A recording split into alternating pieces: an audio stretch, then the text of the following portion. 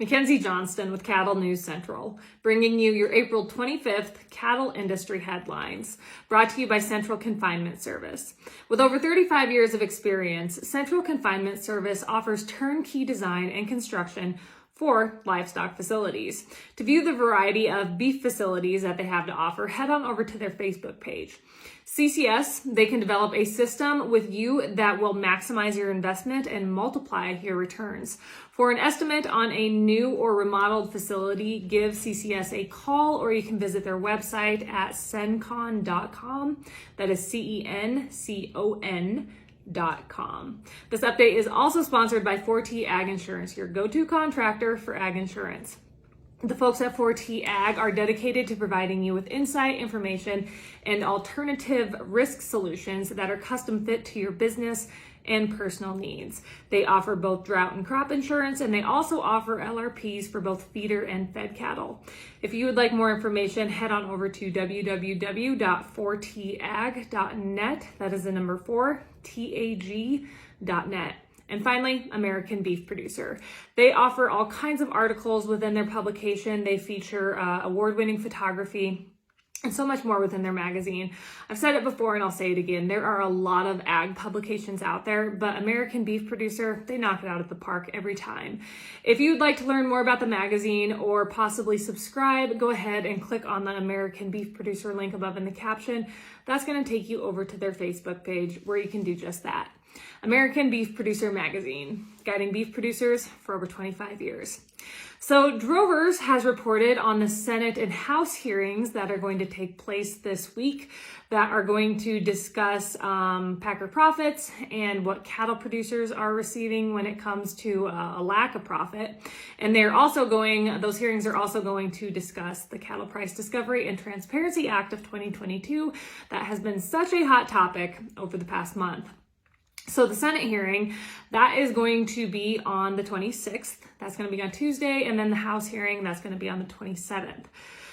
I realize that we have went over this 100 times probably, but some of the highlights in this bill, I'm going to go over here for a minute for all of you that might not have been paying attention.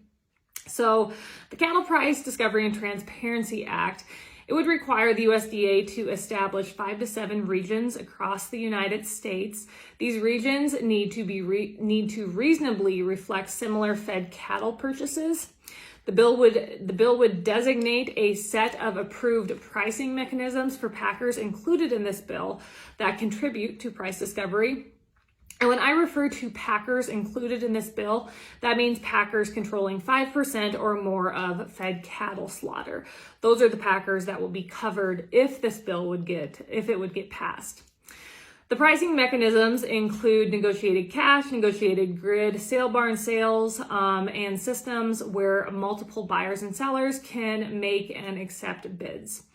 The bill would require USDA to set minimum levels of fed cattle purchases through approved pricing mechanisms for packers included in the bill. The bill would mandate each regional mandatory minimum be not less than the average of that region's negotiated trade for the 2-year period of 2020 through 2021. Furthermore, the maximum threshold would be set at 50% for any region. The USDA would be required to conduct an initial review of mandatory minimums after 2 years. The bill would create a cattle contract library that would give cattle producers more information to help them market their cattle. And finally, the bill would allow USDA to work with the cattle and beef industry periodically to review and modify regional minimums after a public notice and comment period. So I think that last point is really, all of what I just said is basically the highlights, but I think that last point is really important to note because so many people talk about how this bill has no teeth and how it's just so watered down. And yeah, it's definitely not the whole pie. It's not the dream. You're never going to get the dream. But the fact that it's a starting point and that there is room to move up, I think it's something to consider because you're never going to start at the top. But the fact that the USDA, they will work with our industry to set these regional minimums higher after time, I think it opens up a lot of doors for those of you in the industry that want legislation to help this lack of negotiated cash trade. So a group of economists recently came together to analyze this bill, the Cattle Price Discovery and Transparency Act. And as I've stated before, this was first introduced back in November, and it was introduced by Senators Grassley, Fisher, Tester, and Wyden. The economists that came together to analyze the bill include Darrell Peel, he is down at OSU, David Anderson at Texas A&M University, John Anderson at the University of Arkansas, Christopher Bastion at the University of Wyoming, Scott Brown at the University of Missouri, and Stephen Kuntz, and of course he is at Colorado State University. The economist noted that the cattle contract library, it might add transparency and understanding to the nature of types of contracts used in AMAs. If the library is created, it only needs to house contracts that are used on a regular basis. But the economists, they do not believe AMS has the resources and ability to implement the cattle contract library as the Cattle Price Discovery and Transparency Act states how it is intended to come into play. The economists were in agreement that there is no research evidence of any significant or persistent fed cattle price discovery problem at this time. So this legislation offers zero benefits for fed cattle markets and imposes millions of dollars of additional cost, added risk, and lost value. The exact cost to the industry is yet to be determined, but it is minimally hundreds of millions of dollars, which will result in lower feeder cattle prices and higher consumer beef prices, according to this group of economists. Regarding the minimum threshold levels that will be set by the Secretary of Ag, the economists believe the higher the thresholds, the higher the known economic costs and negative impacts to the beef sector. Additionally, the legislation states that these thresholds will be set by examining academic literature regarding minimum levels of negotiated transactions to achieve robust price discovery. But the economists claim that these thresholds do not exist in reviewed/published academic literature. And even if they did exist, they would not be constant values. So with all of that being said, if the bill were to be passed, the Ag Secretary would most likely set these thresholds with political objectives, not economic efficiency, as a guiding principle to determine minimum thresholds. The economist closed by reminding everyone the phrase robust price discovery is subjective. There is no formal definition in economics literature for this phrase. So how can you set regional mandatory minimums and claim it will achieve robust price discovery if that definition varies from one person to the next? Price discovery is dependent on situational supply and demand fundamentals, and that will always be fluctuating.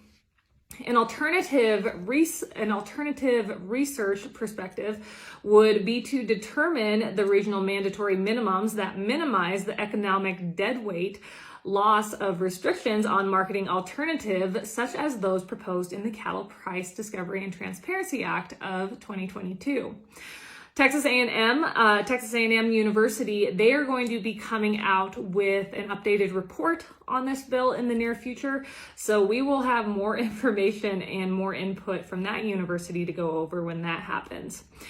So I have to say that we all know this bill, the Cattle Price Discovery and Transparency Act, this is the only bill that Congress is talking about.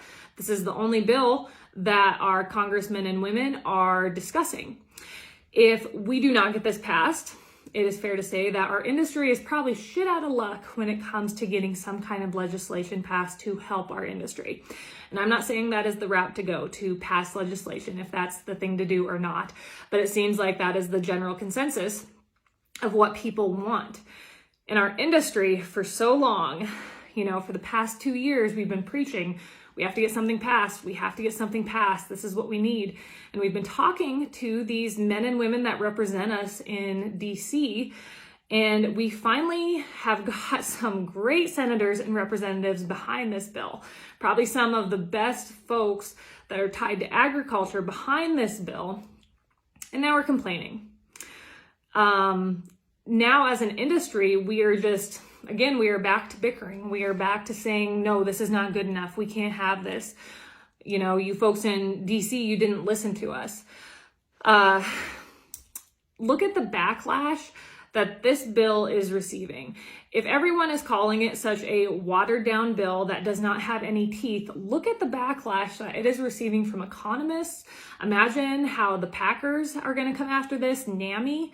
How would you ever expect anything bigger than this bill to even get considered? And when I say bigger, I'm essentially talking about 5014 or anything that would be a little bit more stout than this bill. It would never even be considered. The reason that these senators and representatives came together on this bill, and might I note, they worked their butts off for this bill. So many people are complaining about this bill, but it is incredible, in my opinion, what our folks are doing for us in DC when our industry has just begged essentially for legislation, and they have put this bill together. And it is almost sad for me to sit back and watch the industry go after this bill and talk about how crappy it is. We finally have something that is ready to get passed. And if you want legislation passed, you sure as heck better get behind this. Because if this doesn't get passed, nothing will get passed.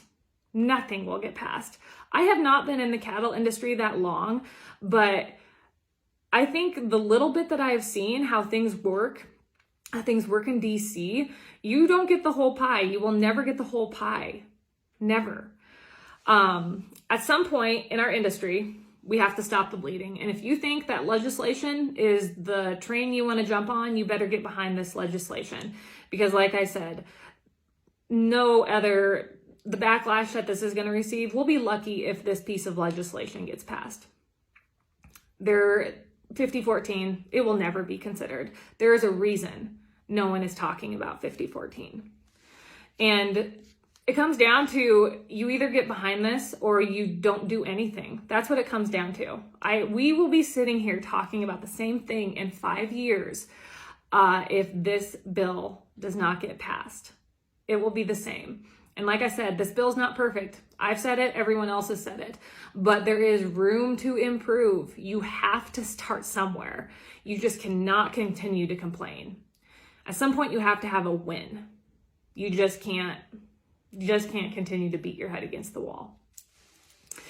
This update is also sponsored by AgRisk Advisors. They provide risk management programs to livestock producers all across the West.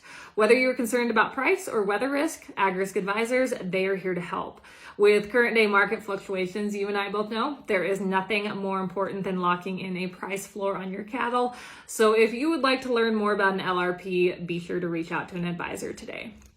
So the USDA, they released their cattle on feed report on Friday, which I'm sure a lot of you are aware of. Cattle on feed as of April 1 totaled 12.1 million head. That was up 2% from a year ago. This is the highest April 1st inventory since the series began back in '96. Placements during March totaled 1.99 million head, just a skiff below what we saw last year in the month of March.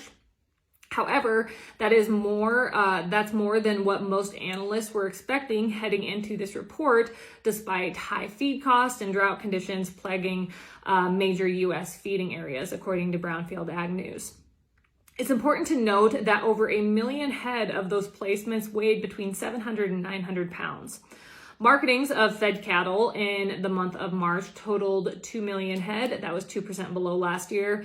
And finally, other disappearance totaled 53,000 head in March. That was 12% below 2021. That is all I have for you guys for news this morning. I hope you all had a great weekend. I hope you guys are all staying warm. It looks pretty rough up to the north, up in the Dakotas, and then out west in the panhandle of Nebraska. Man, they are also getting hit with some weather. Over the weekend, I had the honor of giving the keynote speech at the Pierce, Nebraska FFA banquet. And I have to say, if you ever want your faith renewed in our ag industry, go to an FFA banquet. The passion that those young men and women have when it comes to our ag industry is almost mind-blowing, and they are just full of energy and optimism, And it was just such a pleasure to spend the evening with them and spend the evening with their parents and friends and just the community of peers. Great community, and their FFA chapter, they have a wonderful FFA chapter, a great FFA advisor. Those young men and women, they have a bright future ahead, no doubt about it. I hope you all have a wonderful Monday. I'll catch you later.